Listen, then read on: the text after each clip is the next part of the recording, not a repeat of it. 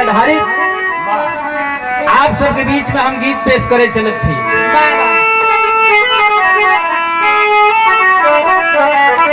हमें आशा ना संपूर्ण विश्वास हो यह गीत आप सबको पसंद आई,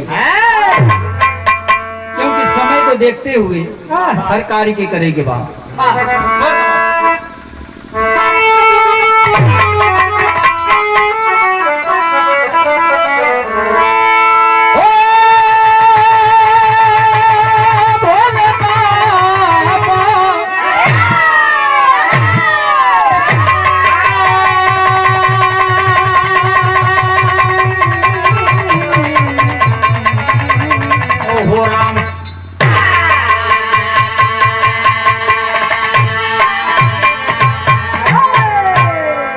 बिरहा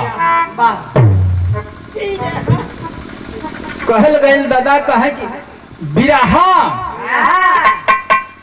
बिरह 4 लाइन गीत में भूमिका लिखल गई। गनवा के शीर्षक हो धोबिन की भक्ति। 4 लाइन भूमिका लिखल गई। क्या लिखल गई? भोर हो जो हरि ध्यान में, अरे संत सच्चा करे जो वही साधना है। तो भक्ति विफल कभी होती नहीं, जो भी चाहे वही मन की आराधना है। तो मीरा की भक्ति में शक्ति भरी थी, अवश्य बड़ी तरी पैर हरि को खिला के। तो हरे मन भजो सीताराम स्वर्गवासी, मेरा हित स्वरूप से आसन को पाके।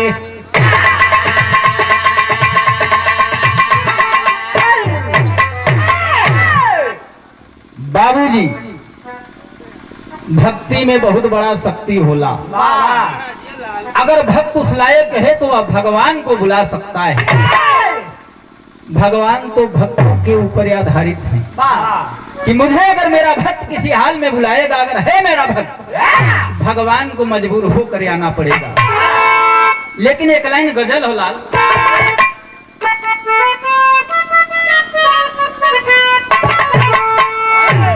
यह गजल बा। कोई आशिक अपने मासूक से कहता है क्या कि मेरे महबूब, कि मेरे महबूब मेरे साथ बड़ा चाल किया, मेरे महबूब मेरे साथ बड़ा चाल किया।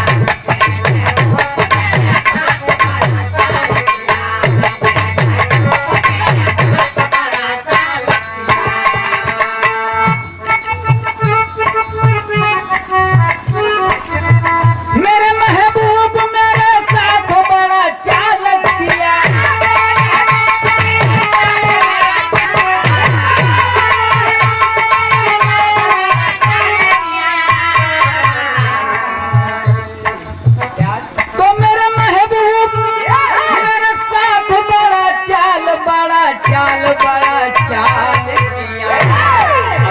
प्यार मांगा था, प्यार मांगा था, झोली में गम को डाल दिया।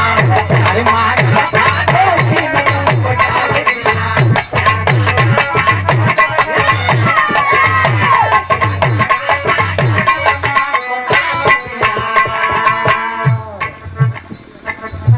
ये तो गजल बा, लेकिन बिरहा में भाव लिखे के पड़ल का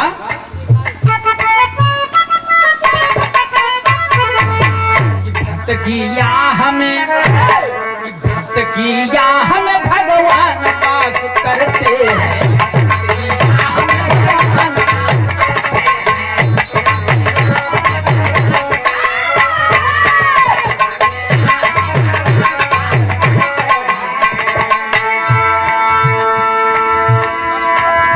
तो भक्त किया हमें भगवान पास करते हैं।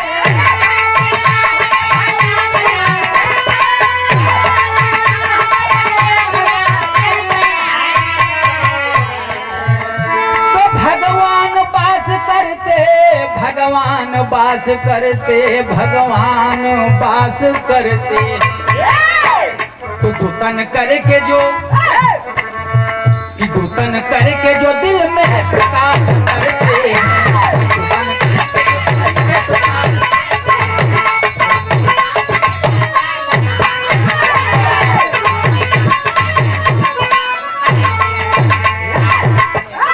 बाबूजी, भक्त की याह में भगवान वास करते हैं और दोतन करके जो दिल में प्रकाश करते हैं। यहीं से बिरहा के कहानी शुरुआत भइल में जब मास्टर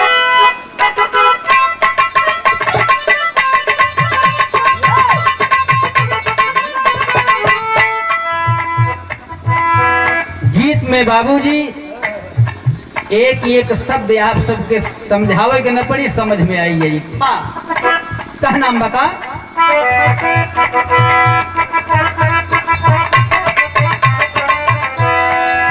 तो भक्त किया हमें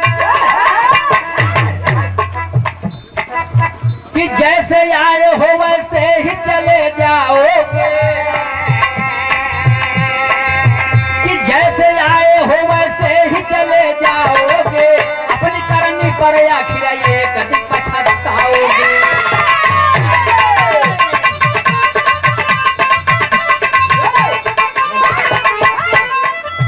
जिसलिए आए हो सकी तुम्हें कुछ ख्याल नहीं, जिसलिए आए हो सकी तुम्हें कुछ ख्याल नहीं। माया में फंस के आखिर हो गए बर्बाद कहीं।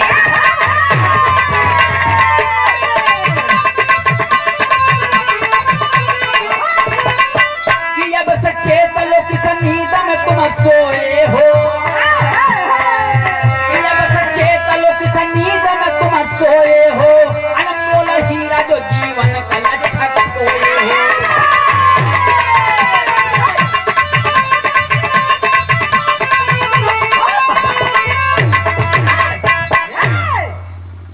बाबूजी, अब से चेत लो किस नींद में तुम सोए हो और अनमोल हीरा जो जीवन का लक्ष्य खोए हो।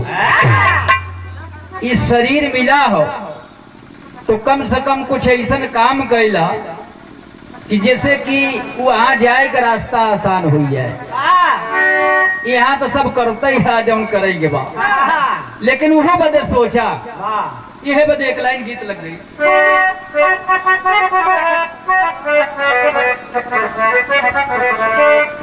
बाबूजी, भगवान के भक्तिन एक धोबिन ओकर पर डे के नित काम रहल। नहाय धोए के पहले पूजा पाठ करे तभी कोनो काम करे। लेकिन एक लाइन गीत लग गई। वह गीत के लाइन बा कि अरे परदेसी दगा,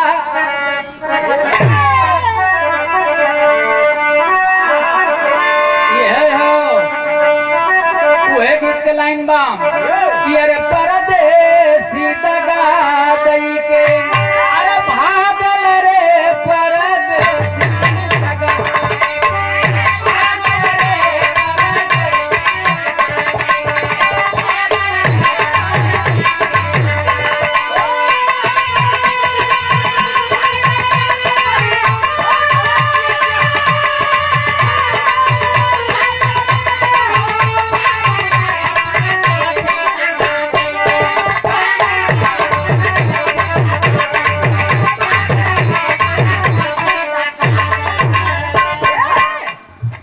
ये तो तर्जबाम, लेकिन गनवा में बड़ा सुंदर भाव को लिखे के पड़ल का कि अरे रही कई धोबिनिया, तो रही कई धोबिनिया, अरे मन ना करे हो रही कई धोबिनिया।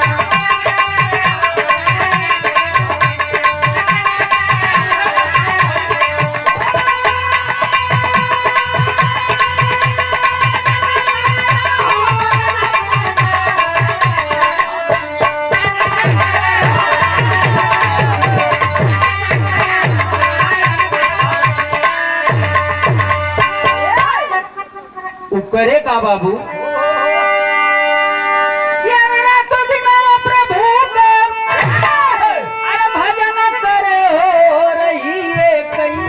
धोबिनिया अरे मन न करे हो रही है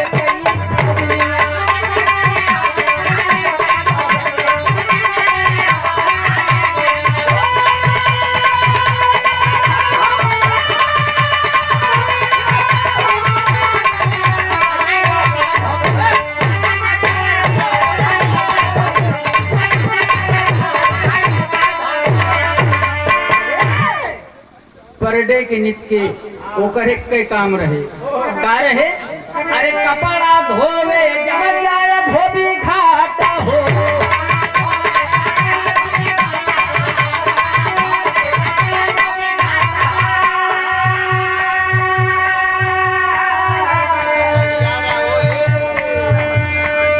वहीं पर बैठ के करे पूजा पाठ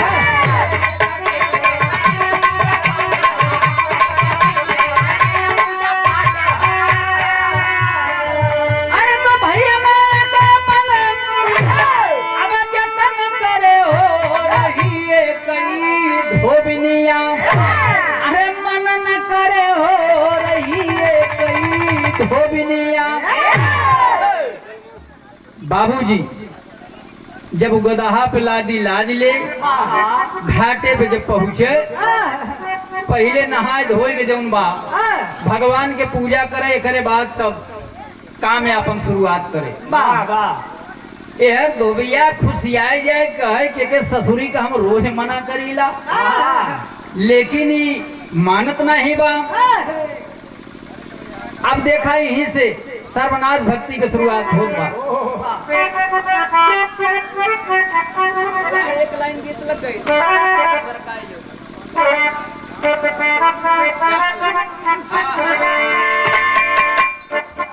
बाबूजी धोबी के मन में शंका हो गई कि हमार में हरारू बा लेकिन हमार बात न मान के भगवान के पूजा करेली। वो कहत बा एक लाइन गीत लग गई और वह गीत बा कि सारा काइले हो कटिया हजारा लगे रे सारा काइले हो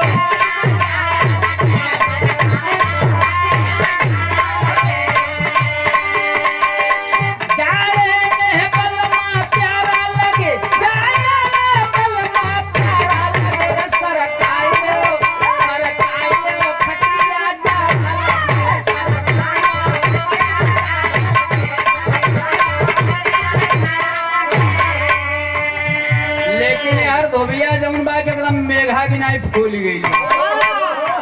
जब फूल गई कहलो श्री ससुर हमारे में हरारू हो। एक पत्नी के लिए उसका पति ही परमेश्वर होता है लेकिन हमके छोड़ के ससुरी भगवान के पूजा करत हो। यही से सर्वनाश भक्ति के शुरुआत भइल कैसे अरे गरम आई रोज धोबिया चारा नहीं रे गरम आई रोज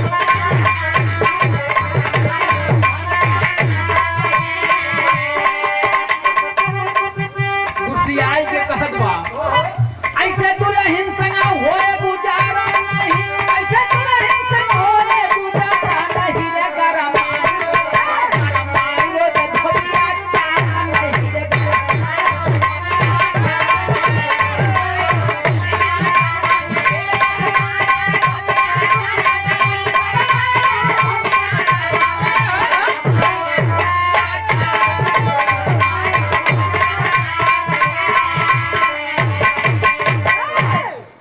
ऐसे ऐसे कुछ समय बीतत बा तो होत का बा बाबूजी कहे रोजा रोजा ऐसे बितावे समैया हो रोजा ऐसे बितावे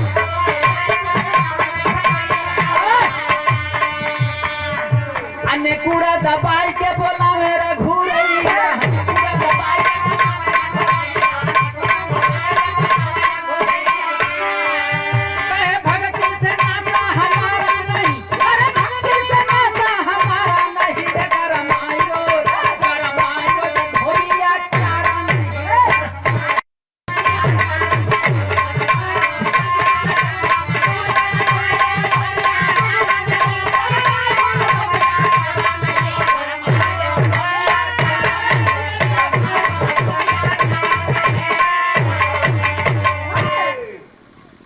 धोबी एकदम लाल भइल बा। कहलस कि आज चलत है के ससुरी के पनिये में जौन बा पनियाई के मारब। गुसियाई के जौन बा कि घरे से मोट के लठ लिए अब कन्हा बधाई के जौन बा कि चलल बा। लेकिन एक लाइन गीत लग गई।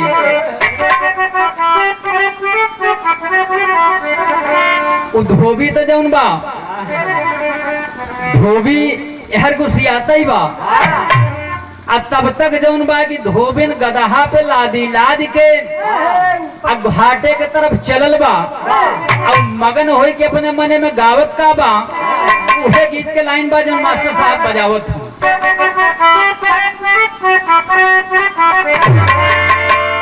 भरत शर्मा वाली गीत कौनो में हरारुए संकेत कैले बा। आ का कहलसु यारे छोड़ी गई रे कि छोड़ी गई रे रात सुतले से जइया छोड़ी गई रे।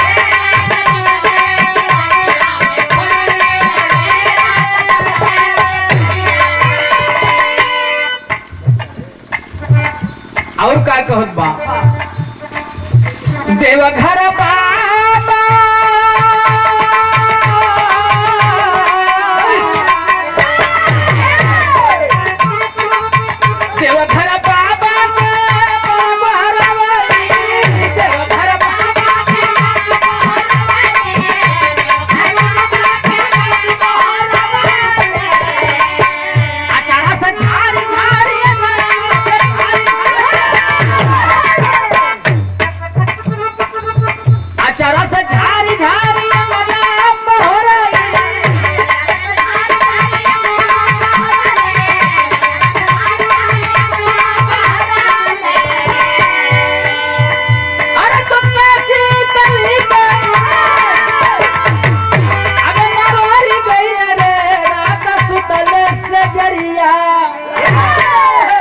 छोड़ी गई ले ये तो तर्ज रहल बाबू। लेकिन आज धोबिन अपने मने में गावत की है जात बा गदहा हाकत की। ऐसे ये लगला मनावाना उरा तोहरे चरण में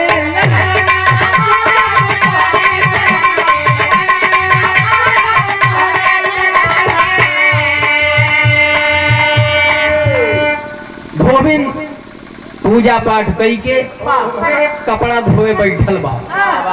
तब तक ओकर निगाह कहाँ पड़ल तो कर पूजा पाठ जब खोले नजरिया गदहा मिलल ना हेरे चारो वरिया।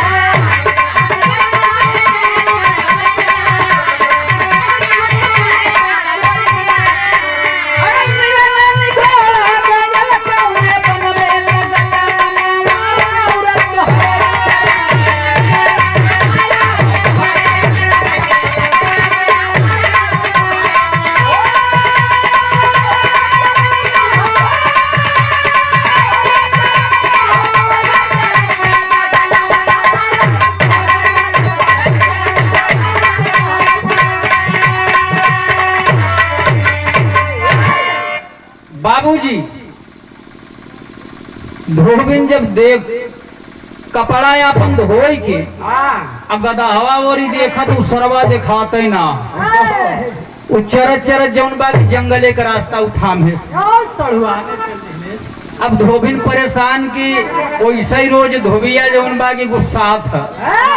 अब कतौ लेट हो जाए तो आज हमके मुआइन दी यार। धोबी कहता कि ससुरी का हम रोज मना करी थे लेकिन मनबई नहीं करत। यार चल के हम पनिये में पनियाई के मार। अब गुस्सियाई के बाबूजी चलल बा। लेकिन एक लाइन गीत लग गई मास्टर कि शादी विवाह के अवसर पर अक्सर माता बहन लोग गावेली। का गावेली कि अरे दुल्हा धीरे धीरे चला अब ससुरार गलिया धीरे धीरे चला।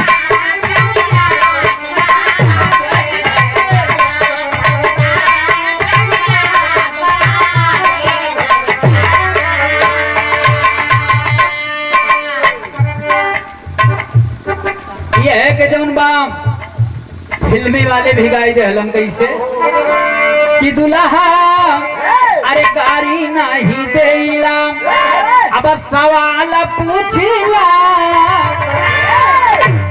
लेकिन जब बारात बलिया की दुआबा में चली जाई, आप सब आजमगढ़ के धरती टकबा गोरखपुर साइड में जब बरतिहा खाए बैठ जाई हैं तो मेहरारू गाड़ी पारेली। अब का गाड़ी पारेली कि है साला अरे खैले बा बतासा तमाशा खैले बा साला खैले बा बतासा।